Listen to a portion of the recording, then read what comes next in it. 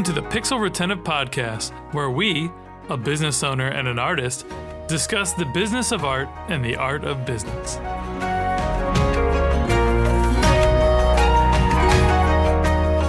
Hey friends, I'm Carl, founder of Epic Made, and I'm the host of the Pixel Retentive Podcast, where we share our thoughts on creativity, art, and business.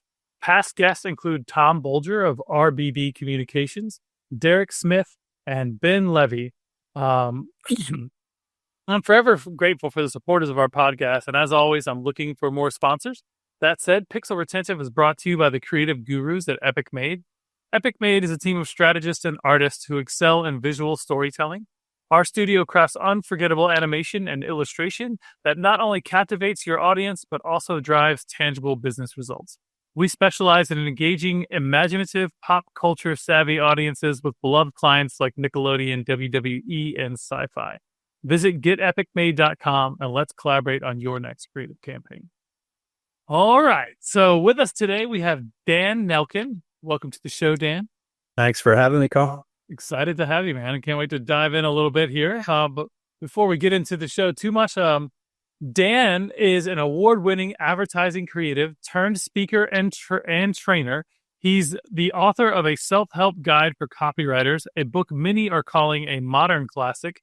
He has worked for and is now training creatives from the world's biggest brands and agencies, but his biggest passion is encouraging professional creatives to create more for themselves, including himself. That's pretty awesome, man. I love that. Thanks. I know we're like kindred spirits just in the brief conversations we've had. So, absolutely. Yeah, man. Whatever we can do to help creatives be more creative, right? Like that's what really drives the best parts about humanity and our culture specifically, and the things we do is just allowing opportunities for people to imagine new ways of things. Either it's a visual thing or a way of talking or writing or building or whatever it is, right? Like that manifestation of creativity is powerful. Yeah. And I know like I'm running workshops now. I wrote a book, but none of it's because I saw myself as an expert. It's like you give the help you need, always needed and still need. And I feel like that's also, I think, stops a lot of people. So I know you haven't asked a question, but I'm jumping into it. People will hesitate to share content. Like, who am I to be sharing content or creating anything? Like, what will the world think of me? But for me, I think I thought that for a while, but then eventually I was just like, well, what did I need help with? Like, this really would have helped me and would help me 20 years ago and this morning. Yep. And so I don't care if it helps one other person. My projection is it's helping like a younger me, and I'm like, oh, thank you. That's what I needed, and that's all I need. The quintessential paying it forward, right? Yeah, there's nothing better than that, and that really just like the ripple effect there is amazing. So, but before we jump too deep into today's topic, I would like our audience to get to know you a little bit better. So, how long have you been in your industry, and what project are you most proud of so far? Well, I would say 20 years. Just 2021 since I first started working in an ad agency up here. I'm located in Vancouver, Canada. All right. So started at an ad agency here in Vancouver, working on brands like McDonald's, Nintendo. That was a fun one. A lot of local clients. So like BC Lotteries, all the big brands out here. And then the brand Lululemon is based here. One of the biggest companies. They have a massive creative department. So I was there for a while and then just freelance for different ad agencies. In terms of work I'm most proud of, it's different. I'll say for my advertising career, I brought up Nintendo and McDonald's. Like there's just like key projects, I think, more than anything where I just trusted my gut. And even though maybe the agency was like, we're hesitant to present this, but I just fought for it and felt validated when the work was done. But we did a crazy campaign for Nintendo back in the day, just Nintendo Canada. That I loved. And so I don't know, there's lots, but that one comes to mind. And then the back half, as I'm transitioning into doing this, it has to be the book for me. Yeah. Just that manifestation of the help you wanted to put out in the world. That's beautiful. Yeah, and also like creating something for myself. I think a lot of us get into these creative fields or professions because we love creativity, not necessarily advertising or, but that's, what are we going to do? We're not all going to be like screenwriters and making Pixar films. We don't even see that as an option for us. And definitely, and so creativity and advertising, like where I work, was like awesome. You get to come up with ideas for a living. But I think you get to a certain point where you're like, I don't necessarily love advertising. I love creativity, and I want to do something for myself and see what that's like outside of these boxes. I love that. So, yeah, I mean, so today we're going to be really talking about the creative process. So, I mean, I'd love for you to kick it off with what you kind of describe as your own creative process. And you're a copywriter first and foremost, right? Or am I trying to pigeonhole you a little bit there? I mean, I've always felt pigeonholed by it, but that's what, when I got my first job at an ad agency, when we had business cards, that's what it said on there. Sure. The labels we don't want. Exactly. And then moved on to be a creative director in the world of advertising and marketing. So that would have been my title. In terms of a creative process, so for those who don't know, a lot of people don't know what a copywriter is. They think it's like, copyright law. Oh, right. All the time, which is a very different thing. What's a copywriter in like, the Mad Men sense is you come up with ideas for ads. And when I started, it was a crap ton of TV commercials. Right. So you're involved from coming up with the idea and the whole campaign to, being on set, whether it's, TV or radio or an animated spot, you're in studios. But for most of my career, I didn't have a process. So I was just winging it. And I was pretty torturous for me. I think a lot of us, whether you're creative or not, you come up against like self-doubt and imposter syndrome, especially as professional creatives. Like anytime you're trying to solve a problem, like an unresolved problem is very threatening to like our brains, or like the cave brain. Yeah. And so we're like in fight or flight a lot. And if you don't have a creative process that grounds you, like you have to control some of the creative process. If you don't, it's cumulative. And so I suffered like multiple burnouts at different times. And there was just different points in my career where a person would say something, or I could identify kind of a structure or a technique in the creative process. And so that's really what my book was like, let's just say how to write like a clever headline with personality. You would think, well, you can't structure that. There's no system for that. But I'm like, no, clearly there is.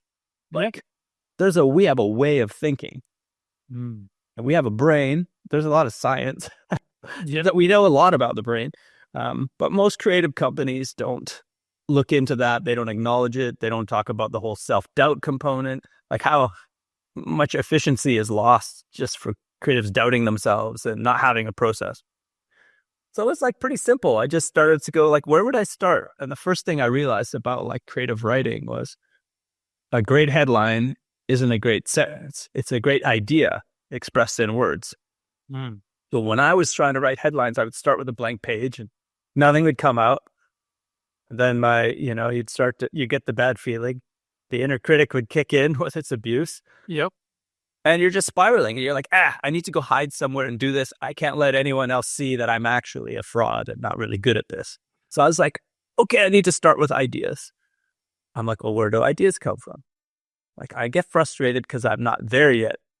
But you can only ever start on the surface, which are the ideas I was discounting. So I'm like, okay, what if I intentionally start on the surface?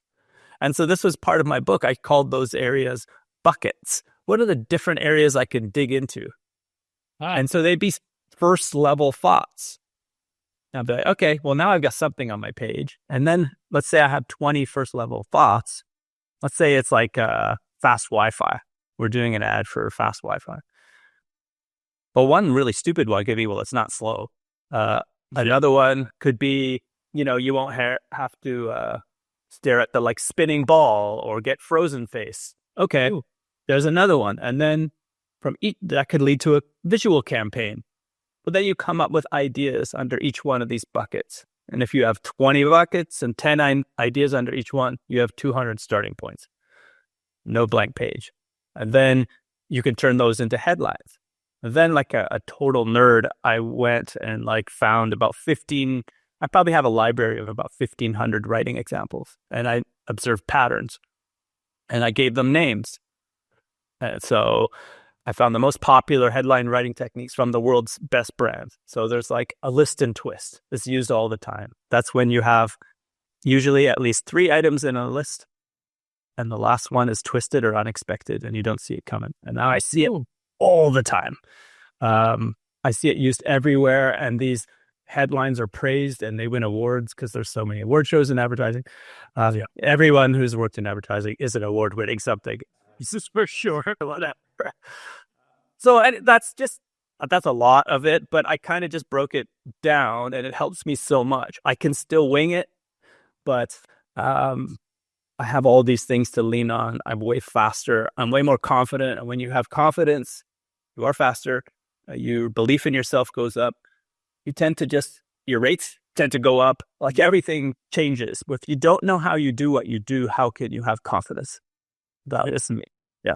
No, absolutely. Yeah. I think being able to articulate, like, you can know you've made a bunch of great pieces, right? But like, if you can't break it down and you don't see the patterns, like, it's really easy to slip into that. Oh, well, those were just flukes. I just got lucky.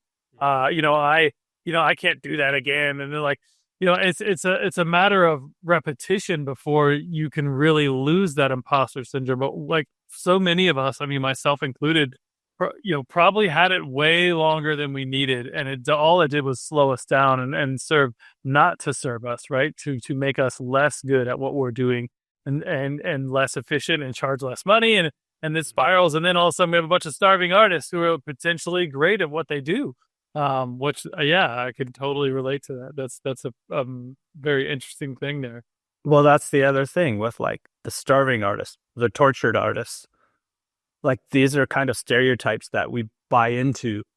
The creative who's like parties more, and even in ad agencies, it was like, we'd go to like these galas, and the creative department would be in like t-shirts and jeans and whatever. Like, which on one hand, cool.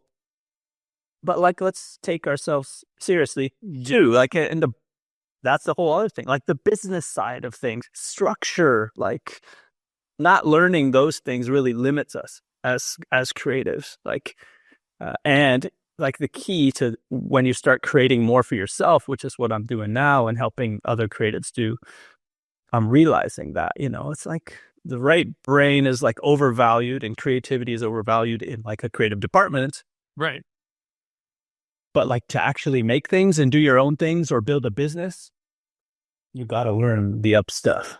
The business side of creativity, and that's part of why I made this podcast, sort of in the same vein of why you made your book, is that like, what are some of the subject matters and some of the things that like I wish I had known coming out of the gate? What are some of the real hard business side of things that so many people, especially very talented creatives, are just missing, right? Like, and how do we fix that for them? And how can we give them resources that, I never had, that you never had? So hopefully these will reach them, these artists in need, Everything I do, I like, whether it's a post that's social or something like this, even my book, I was like, if this helps one other person, it would be worth it for me. Yes. Yeah. So if that's you listening or watching, send us a note and let us know. Yeah, absolutely. There'll be contact information in the show notes. There always is.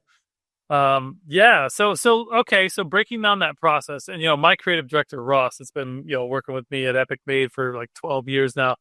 He's like, man, this is all actually very procedural for me. He's like, him and I have very different brains, and he's like, yeah, like art and creativity and advertising, he's like, there's processes and I just go through the things. Like, he's like, he doesn't really consider himself to be like this crazy creative person. He's very artistic and very analytical, and he uses those things. But at the end of the day, it's just creating like a map in his head that he feels more comfortable with, right? So that he isn't struggling with this internal dialogue. It's funny you say that, because it's all like, I hear him say some version of this quite often, which is interesting. So let me ask you about like just a good partnership like that. Because I always say to people, I'm like, if you want to start creating more for yourself, like don't think like you. You have to learn to not think like you or work with someone who thinks differently than you do. Yes. So is that, you find that with like working, how much that helps? 100%. Ross and I are so very different. Like he's coming at things very practical and very pragmatic. And I have this like, well, what if we did this crazy fucking thing over here? Like we did it.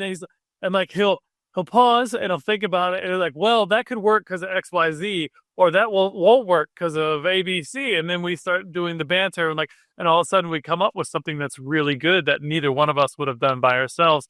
And, that's kind of the core crux of like that teamwork and the yin and yang kind of balancing each other out. So, sometimes he's very conservative on the risk he wants to take on certain situations. And then I tend to be on the far, very, very wide open, high risk taker, right? That's why I started this company, right? Yeah.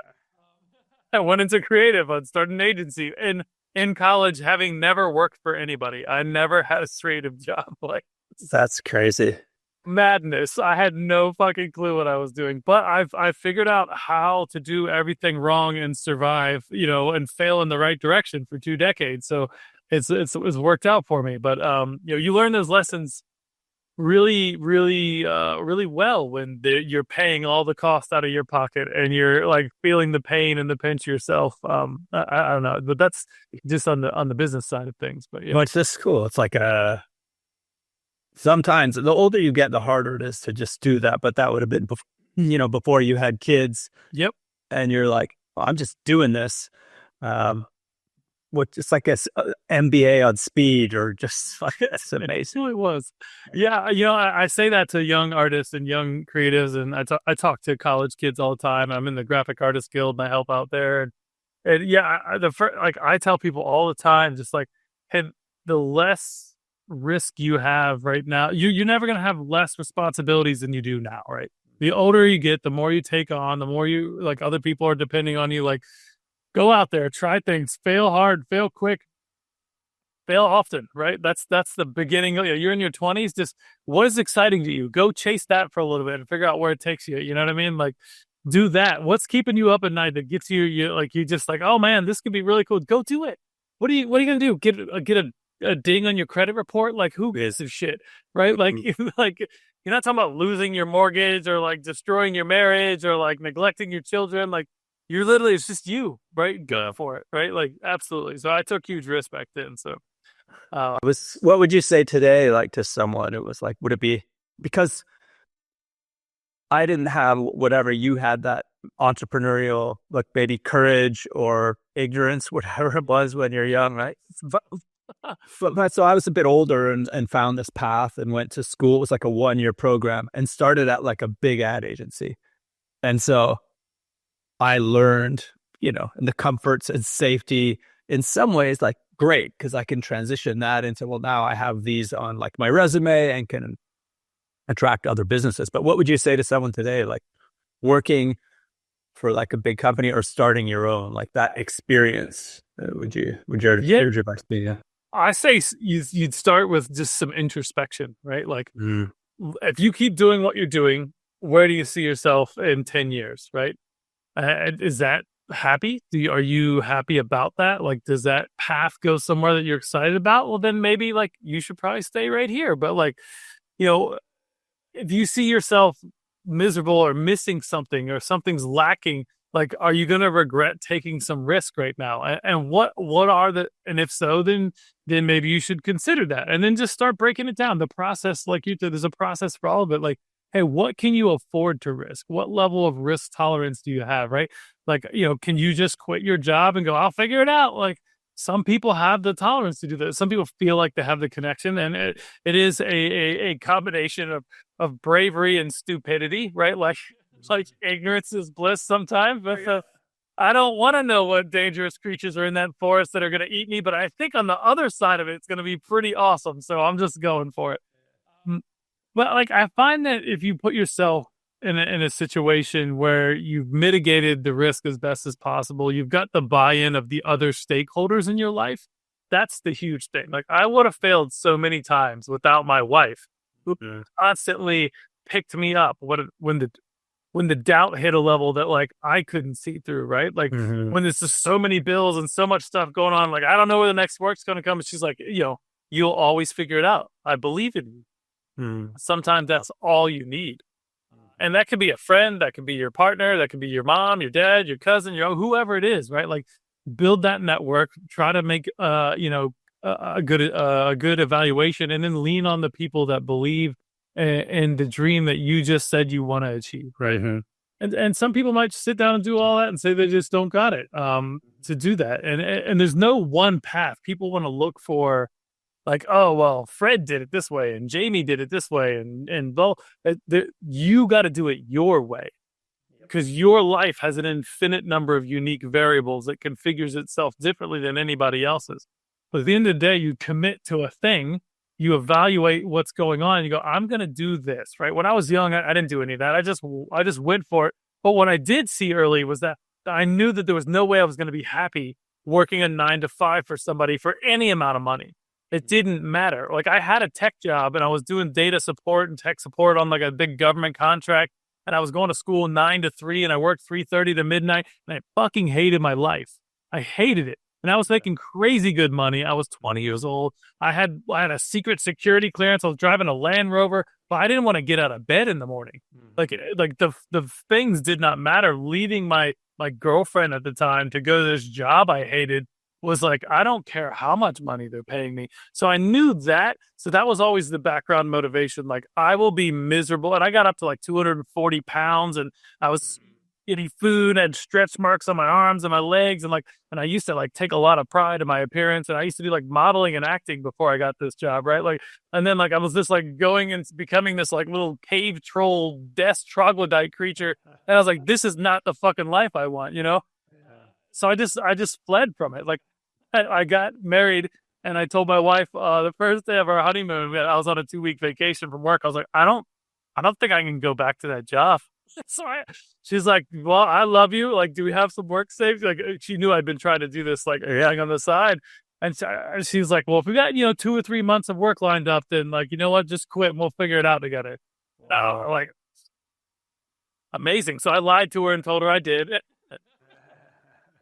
And I could put in my 2 weeks and then I never looked back. And it was a decade before we made any like money worth talking about because I didn't know what I was doing. I didn't tap into resources. I didn't really like ask people. I didn't look for mentors. Like I was just like, I'll figure it out. I was very cocky, right? Like, yeah, which again, you need to be like very brave and ignorant of that whole thing. Like, cause I had no plan. So I was just like, well, I just got this, and I hard worked my way all the way here. And just got lucky, but had lots of support. The support was like, you don't have the right support, you fail, especially without a plan. A plan is a form of support, right? Like, yeah, to the plan, go back to the process, trust the process, right? So, all right, but I'm filibustering here. I apologize. Oh, that's great. Like, what a gift to realize that at 20. Yeah, I had some insights for some reason or another. I don't know why. I mean, it's a gift to have a shitty job. A job that you don't love, that pays well, that early, because, you're not desperate for money at 20 or whatever. You're thinking you don't have kids. So you're like, you know what? I kind of want to be happy, I think. I think that's the path I want to take. Crazy idea. But yeah. Well, and look, man, when I quit, my mom gave me shit for 5 years about, I can't believe you quit that good government job. But my mom raised 4 kids on a government job. And struggled and did her best. And my dad was a flighty artist guy and he was always there for us emotionally and loved us to death. But like, he would sell paintings and make money and do his thing. And like, my dad was a huge inspiration in my life, but like, he wasn't stability, right? Like when you got 4 kids, you need some stability. So, my mom didn't understand why I would sacrifice that. Like, but it just didn't bring me any happiness. Like, I wasn't living my life for stability. I wanted to be free. I value my freedom above everything else. So. Yeah, I mean, I think just generationally, though, too, like they had less choice. So something like that would have been great. I'm older than you, but like more choice. And this generation probably has way too much choice in everything. Oh, yeah, for sure. Like the 20-year-olds now, it's like you can make a YouTube video and make $100K a year making videos about how to pick your nose, like whatever it is, as long as you optimize it right and you understand the algorithms, like you can literally be a content creator doing what, I mean, like I oversimplified that, but there's an avenue to like do your passion and make money on it in almost anything. You know, you just got to learn the systems, right, and keep up with them as they evolve. Yeah. It's a wild world, and you're right. Too much choice, maybe. I don't know. That's a perspective thing, right? So, Yeah, I don't know what's like. I feel like they're stuck between all the promise of this get rich quick and virality and the get rich or get poor quick. yeah, For going to school, the traditional route that you're like, and the things cost this much and I have to spend X on an education for this many years. Yep. And then get a job that pays me this much. Like, it's tough. I don't know what I would choose or what I'd recommend when my kids get a bit older. Like, we'll see. I mean, they're obviously going to choose it. I'm not choosing anything, but same. Yeah, and yeah, it was weird. Like for a long time, it's like, oh, you need to go to college and get out and go get your own life and get out of here, right? Like there's some of that, and I don't know if that's just more American thing than, or if it's like that in Canada. But like, yeah, it's the same. This big push, and it's like, you know, a couple generations ago, families lived together all the time for generations and built wealth together, and like there was no like, oh, you need to go move away. It's like, oh, find a partner, like, you know, we'll add an addition on the house, like let's share our expenses, and you know, I don't know. So, but Kids, I want my kids to never leave, you know. Yeah, I had them late, so I know you and I are both on decade numbers. yeah, I'm 10 above you. You just turned 40. I am 50. okay, So that, I guess, a reflecting kind of time to think of. Yeah, and I just don't want I don't know if it's getting older. I want them to stay there forever. yeah. I got a 13-year-old, and he was doing some project the other day, and it's like, all right, well, what city do you want to live in, and blah blah blah for school, and he's like, why would I move? Like, my parents are awesome. I was like, all right. So, man, That's great.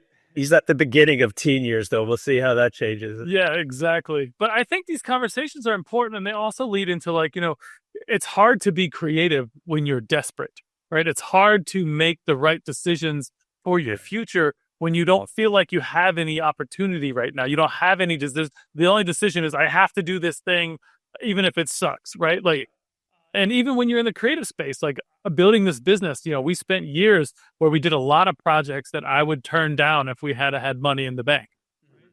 And now that we do, I had to start making those decisions before we had the money in the bank, before it started turning around. But, you know, balancing that, like opportunities are coming in, I can pick the right opportunities and keep it moving. That's so hard. And it's so hard to, as a creative, to figure out like, well, I'm really good at this craft and this execution, right?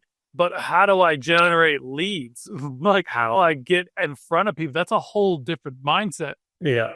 And then for me, having to fall in love with building the whole business and not just my craft, and then removing myself entirely from the execution part of the business, that was a whole head trip too. I bet. So yeah, the process of all of that is wild. Well, I heard someone that used this analogy the other day. It's like dominoes. That's the thing. If you don't have a plan, like you have to know where you want it to end. But there's all these steps in between as the dominoes fall. Like, so even if you're in a job that you hate, like start setting up your dominoes and figure out the steps. Yep. What, like I say to like junior creatives, it's one of the like first pieces of advice I give them is like, keep an eye on the exit.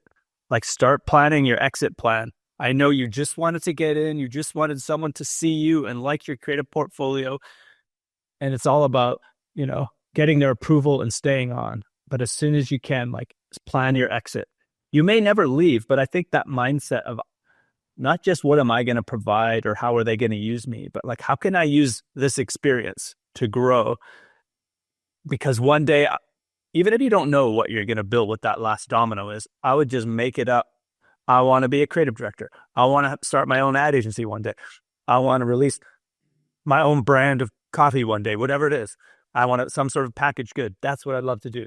You can be totally wrong, but if you have that last domino, and then you're in a stressful situation in a boardroom or with a client, you're just like, how can I use this to build my own agency, this experience, or my coffee beans, even if it's a shitty one? It's something I will not do, and just note that down. Like, you're just building your escape. If you just go blindly, like I did, you don't really get anywhere. Yeah, you'll get the like paid bump. You'll do good work. They'll give you a different title, but I just never I didn't have that. My goal was to get in. And once I got in, I didn't have that. So I would just say, like, if you're hating your job right now, think of that last domino. And there might be 400 steps in between of 400 dominoes. And maybe it's 4 or 5 years. But like, that freedom grows by the time you get to year 2 and you're building something, you're building your escape. Like, it's not, you won't hate it as much because you're like, I'm using this. I use the analogy a lot, or like Shawshank Redemption, when Andy Dufresne would like chip away, pull back the poster in his cell and just chip away. And he'd put it back and he'd go into the yard and shake out the stones in the yard. And it was like, what was it? That famous line, Andy Dufresne, the man who crawled through a river of shit, who came out clean on the other side. Like, when I was working on my book, like sometimes in the office, I was just like, okay, I'm just chipping away at something. And the books don't make, it sells well. It's in ad schools, but books don't make much money. That's not why I wrote it. It was like part of my escape. It's like, wasn't even the last domino. Like, yeah. It's just like, here's the first one. So yeah, that's what I would encourage you to do if you're hating it. Is just start planning your escape. I love that. And that's great advice. Like, when you know where you're headed and what the goal is, you can take value out of even the worst situations, right? Like, as you're building into something like, oh, this really sucks. It's like, oh, I'm lifting weights, but like, I want to get to this thing over here, and this phase right here sucks, and I'm failing at half of the weight I want to get to. But once I get there, like, I know where I'm headed. So I just got to push through the suck and learn along the way. I love that consciousness. And I've seen a lot of that, I've seen a lot of that myself. Like as there's been years where I didn't pay myself for 6 months. Like, and we're well into this established business, right? I'm supposed to be like, 20-year-old Carl wanted to be rich and retired by the time I was 40, right? Like whatever the hell that means. And we set ourselves up sometimes with some of these goals, and sometimes they're arbitrary and they're whatever, but they're motivational. And sometimes we get close to them and go, hey, this needed to be reevaluated. Because sometimes they're like, if you just pick a goal, like I wanted to be in Forbes, right? I didn't even know what the hell that really meant. Like, oh yeah, I wanted to be in Forbes by the time I'm 40 and blah, blah, blah. And like, when I'm like 20 something, right? And like thinking about that now, like that has nothing to do with, I don't want that type of notoriety for the things I'm doing. I'd rather be in a humanitarian situation or some sort of thing that's like, hey, this guy's a good person, not this guy's fucking rich. Like, because like, but I didn't understand how the world worked back then. And like, but like, so I've always been like evaluating things as I move forward and grow. But yeah, being able to see past the current storm is huge, right? And I think that's really what you were leaning into there. So, yeah, that's the thing too. Like, I think have this assumption that, like, if you don't know what you want to do, you're just going to get one day struck by like idea lightning, and then you'll know exactly what you want to do, and life will be. But that's not it. Like, the joy, it's not it for 99.9% of people. Sure. The joy comes, the knowing comes from doing something. That's the only way you find out who you are and what you want to do. Otherwise, like, it's just laid out for you. You go to college, you get a job.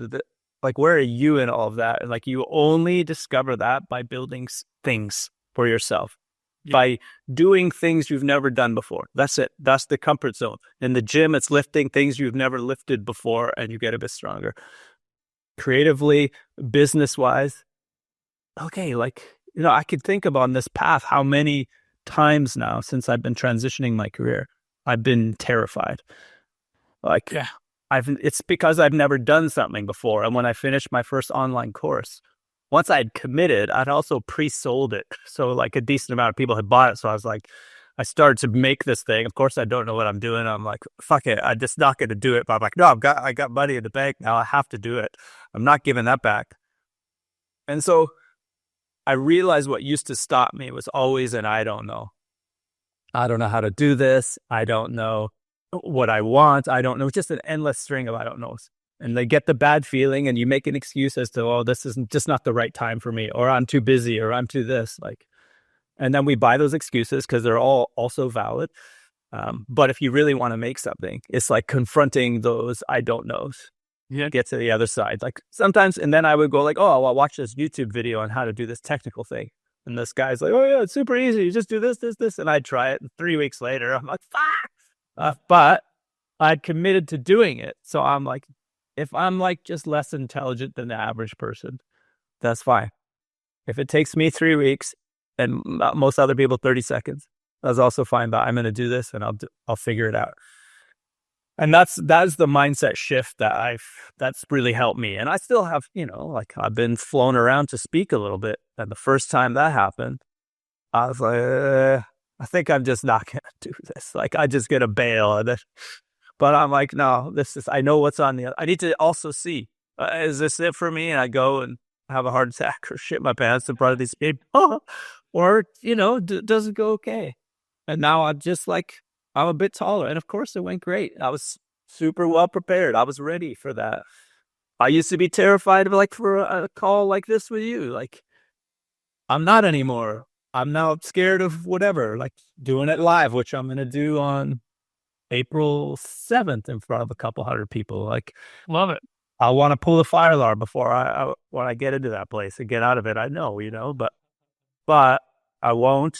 And I've grown a little bit. And I'll know myself. That's how you realize just our potential. It's a little cliche, but just doing things you've never done before. That's your comfort zone is everything you've always done, and nothing changes or changes so slowly. It's just you cannot be comfortable and grow at the same time. There's no such thing as comfortable growth. You have to get out of your comfort zone, and it's a terrible, terrible feeling. Like it sucks, and that's what stops us. And it always sucks, but like the more you do it, you're like, okay, I see what's going on here. And you then start to like look for it more. Yeah. Or I know this person, I'm actually interviewing someone on April 7th.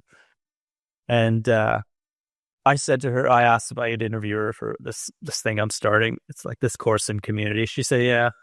She goes, actually, I'll be in Vancouver for these 2 days if you want to do it in person. I'm like, dang, what would that look like? So I go, well, I could rent like a little studio that's set up for podcasts.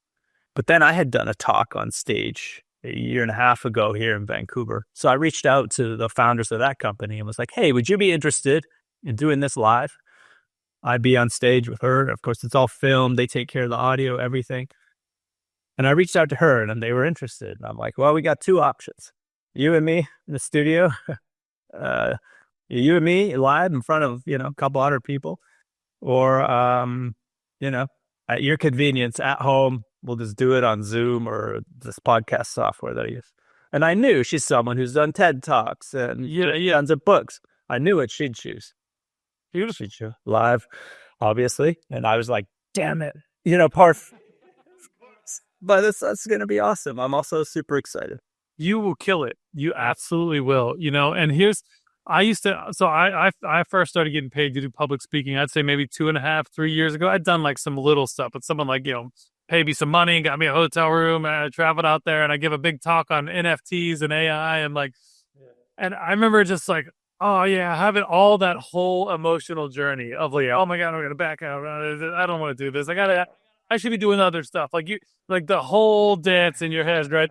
But like just going through the process and just going, look, well, what do I need to do to feel better? Well, I just need to prepare a little talk, and then I need to practice it a couple times. And then, well, what if I blah, blah, blah, and then I don't memorize this? So I started like sharing these thoughts with my wife, and she's like, you love this shit.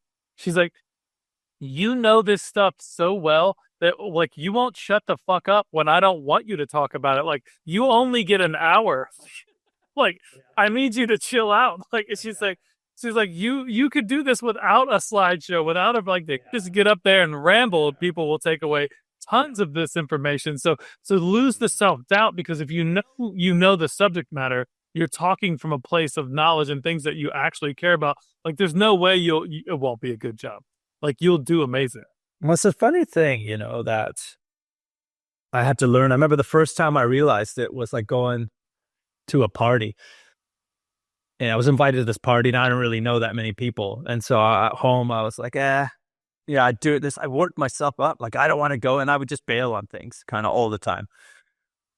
And I went and had a great time. And I just was like, had a moment where I was like, you actually love this.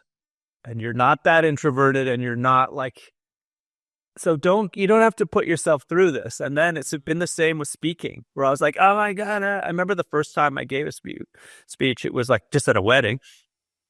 And I got sick after for like 10 days. It was I somehow got mono and lost a bunch of weight. And it was like laid out. I was young. That's what I was doing at 20, not starting a business. But, and then I felt similar things where like my process was just so like riddled with anxiety. And then I do it and I love it, and Q&As, and I could be there for like 9 hours straight.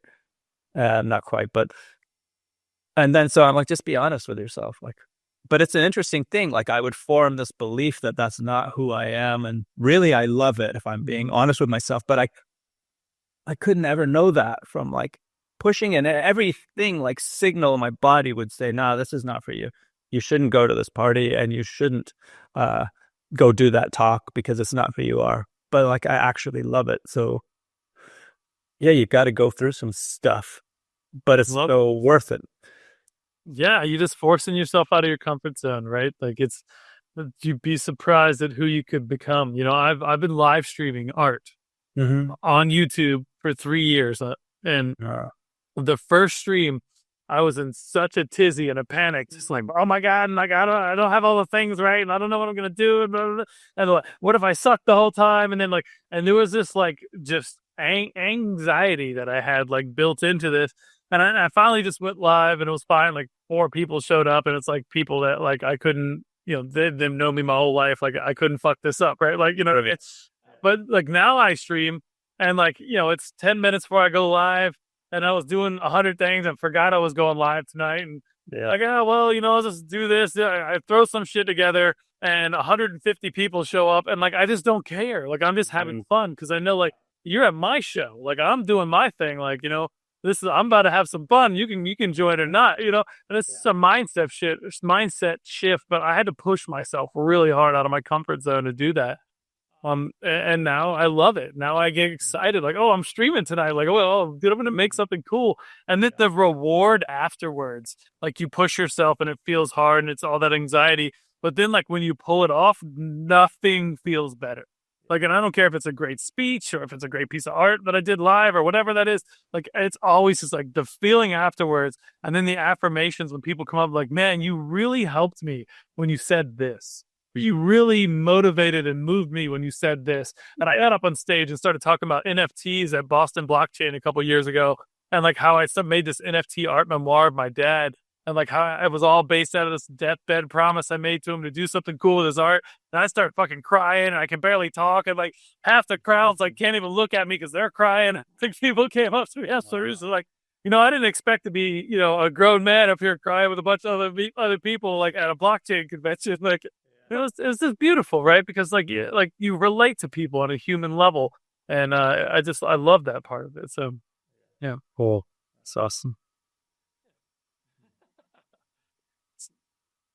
So I have a note here about the escape artist. This sounds pretty cool. Tell me about that. Well, that's what I'm calling my interview series. So I'm interviewing people who were professional creatives and started creating for themselves. I'm not sure. I'm still like actually today going back and forth on the name. But so the Escape Artist is the name of like the podcast series. I think to start, it's just going to be limited to people who take the course and are part of the community. I think I'll share snippets of it, but I'm not sure. And then eventually it'll just be a podcast that you could listen to, and we'll bring people into. This morning I called it Creative OS or operating system. And it's not like other systems. Like it's the emotional foundation you need to start creating for yourself. And within it, I share like, content planning for creative idiots. Like I do, because it just doesn't come naturally to me. And so these are the things I want to work on through the community, but I'm going to share everything that I had to go through, like someone who, man, I'm 50 now. When did I hit publish on that book? I hadn't created a piece of content online until I was like 45, 46. And then the book went and was like number 2 on Amazon in the US, Canada, Australia, all over. I worked forever on this thing. And then I released my first online course and started doing talks and workshops. And it's all just kind of happened. I'm creating the next one. So there's still lots I want to create. And so, the people I'm interviewing are helping me. It's from like guys created a chocolate brand, a guy that used to work in advertising. Someone else, it's like an automotive product. The Jealous Curator is Danielle Chrissa. I'm interviewing her live on April 7th. There's just a bunch of people I want to interview that were pro creatives and now creating for themselves. And the community is just going to be like, they'll be like, I'm still figuring out pricing, but a place for me too, because it can be a lonely path when you're just on your own to share ideas, to get feedback and have regular meetings. And yeah, so you're in it. It's like, your tribe, your creative tribe, where you're like, have the support of people that you had in your life, and just people bringing each other up. So that's what that is. That's the thing I'm most passionate about, is like doing it for myself and helping other people do the same, because I know how it feels now. 100%, man. The most growth I've experienced as an agency owner is being a part of a community with other agency owners that are also trying to scale an agency, and being able to get on a call every week or every 2 weeks, depending on, I've been in a couple of them. It's just like, I'm struggling with these things. And like, there's 10 other people. Oh, well, we can relate to that in this way. And have you tried this? And have you done that? And I was plateaued in my business. We'd only done, we were like just working our ass off for like 5 to like 15K projects. And now we're regularly signing 6-figure plus contracts. And that's been evolving over the past couple of years. And I've been able to scale my agency, but it's because I found the right support for the space that I was in business, where I didn't have any of the answers and I was trying to just figure it all out. And, plans, and there are ways and structures to all these things. Like that creative process that you're talking about that you've put in your book can be applied, conceptually to all different ways of living, and not just, specifically, making anything, right, is creative, right? It doesn't have to be like a piece of art or a piece of, text. You manifesting something is creative, and there's definitely processes that you can help to expedite those things. So yeah, it's something like, it's just breaking it down. Like 15 minutes a day is like 90 hours in a year or something like that. You can write a first draft of a book. You can have the first draft of a screenplay. If you're working somewhere in a job you hate, and you spend 15 minutes a day on a business plan, or what that could be, even if you're just like, what would my ideal agency be? How would I do it? How wouldn't I do it? Dude, so that goes dominoes. I love it. I have 15 minutes a day since November been journaling in this book since November, because I was like I told you, I just turned 40 yesterday, and like just like processing all, like, where am I at? Where am I going? Are my priorities right? Like, why are some things bothering me? Why are some things feeling great? I just write about it every morning. And that's actually part of, I don't know if you've checked this out, but it's The Artist's Way by Julia Cameron. Yeah. Oh my God. I cannot recommend that. No, I want to get her on the podcast too. Like she's powerful, man. Really good stuff. So, and a lot of what you were saying kind of resonates with some of the stuff I've read in there too. So yeah, I am familiar with that book. Yeah, it's a good book, man. So, crazy. We are coming up on time already, man. This has gone very fast. But before we wrap, I do have one last question. Is there anyone or anything in your career that you'd like to shout out to the audience? Maybe a mentor, valuable resource, or favorite client? I'm going to just share just along the same lines of what we've been talking about. It's a book I read recently by Chase Jarvis. He was the founder of Creative Live and a number of other things. It's called Never Play It Safe. I think it just fits into the theme of what we're talking about. And one of the things he said in that book was like, it's often said that based on our DNA, our life experiences, and combined with our life experiences, our career experiences, we are statistically not just like 1 in a million, we are 1 in 400 trillion. Yeah. There truly is no other you. And this is why, like to your point earlier, when you're creating something and you don't want to be replaced by AI, it's like, what would I think? What do I think? What do I like? What feels right to me versus searching what are best practices? You know, that's what everyone else is doing. What's trending right now? Like we can get sucked into like the right way of doing things, but like you will find yourself only by asking yourself, what do I think? What do I feel about this? Like trust yourself, because that is how you'll stand out in the world. That's how you'll create something different than another creative agency or chocolate milk. You look at the brand Liquid Death, like the founder of that is a former advertising creative who was into skateboarding and punk, whether you like it or not. Like he founded it, and he's also a good person. Yeah. You notice skaters and punks were all sponsored by like the worst drinks, like Red Bull and these high sugar drinks. None of them drank it. Most of their cans were filled with water. And so he put water in a can and branded it as edgy as the edgiest advertising was done by these horrible energy drinks. So he's like, I'm going to top them with the healthiest drink in the world and put it in a can that is infinitely more recyclable than plastic. And he only got there by, well, what do I like? There you go. That's so true. And that stuff's amazing. I look at that and, you know, I actually did not know the whole backstory there. So it's really cool to hear that. But like, yeah, brought amazing art. Like it's the art and the brand that sells that water. It's just water. Like it's not better than anybody else's water, but people buy into the movement and the idea in that subculture that he's built there, which is super cool. So yeah. Cool, man. I want to give a big shout out to Ben Levy as well, who connected us with Dan. Super appreciate that. He's a good half. This is a good guy. Ben was on episode, let me see if I flip back here. It's not too far back. Maybe, I don't know. Oh, episode 74. No, this is going to be 81, by the way. So, all right, keep the track. It's super cool. Yeah, Ben just wrote a book. I don't know if it was out when you interviewed him, but he didn't just write it. He just published it. So I know I should be getting my copy in the mail soon. He helps creatives with like presenting creative and selling their best work. Because I know I've worked with a lot of creatives who are better than me, but couldn't sell work worth a damn and never made anything. And Ben helps you do that. He's an awesome guy. That's amazing. Yeah. Selling it is probably over half of where it is, right? Like maybe more, maybe 75% of it, right? Like, can you sell this idea? So yep, for sure. I love it. All right. Well, we've been talking with Dan Nelken, who is the author of a self-help guide for copywriters. You can check out Dan's website at nelkencreative.com. That's NELKENCREATIVE.com. But if listeners want to follow up with you directly, where should they go, Dan? If you're on LinkedIn, just find me on LinkedIn.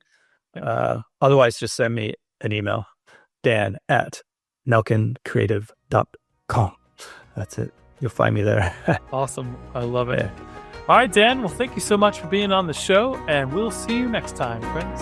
Awesome. Thanks, Carl. We really hope you enjoyed the show. Please like and subscribe to join us on our next journey through the world of art and business on the Pixel Retentive Podcast.